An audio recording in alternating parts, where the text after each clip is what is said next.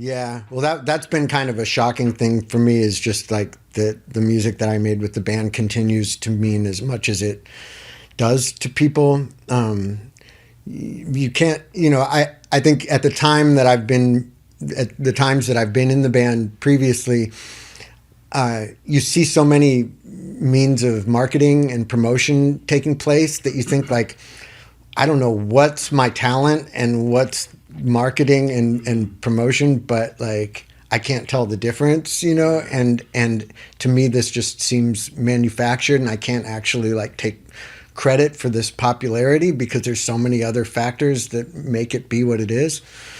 But something like music, you know, people still like actively listening to,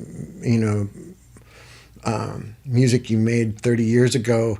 You can't promote your way to that. You can't buy that. You can't spend money to make that happen. Like that's something that that that's something in the transference of energy from one human being to another, to one human being or four human beings to many human beings, that it's some kind of miracle or something. It's not something that I can't attribute it to marketing. It's so few bands from that period of time. There were bands like Jane's Addiction, like when they were playing, like the energy that I would feel at those shows, the magic of the room, as well as the Chili Peppers before I was in them, like where everybody there just felt like they were at the best place they could be in the world. Like it was so exciting and magical, and there's no way to make people see in retrospect like what that was, what that quality was that was that made the air feel so thick in those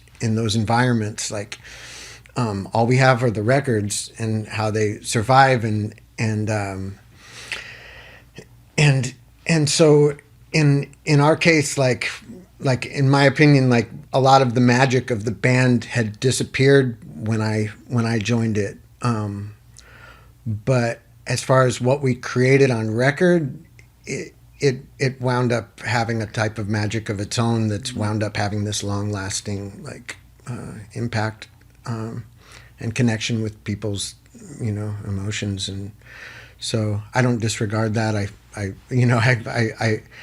and also like I hadn't listened to the music in a long time, about a couple of years ago, I guess. Like, and I started listening to. I listened to each of the records and was just like struck by.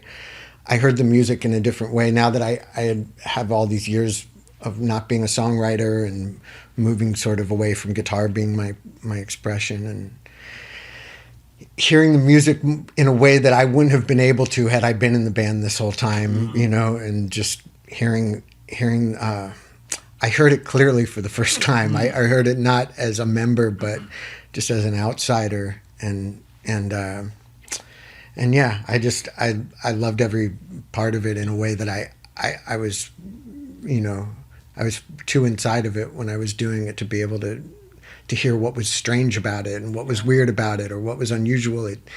I thought I was doing something very normal, and I listened to it and I hear the ways that it's strange. I hear the ways that it's exceptional. Like I couldn't see that when I was doing it. So yeah, presently the fact that there was a chance to work with those same people that I just have some sort of God-given magic with was just exciting, Yeah.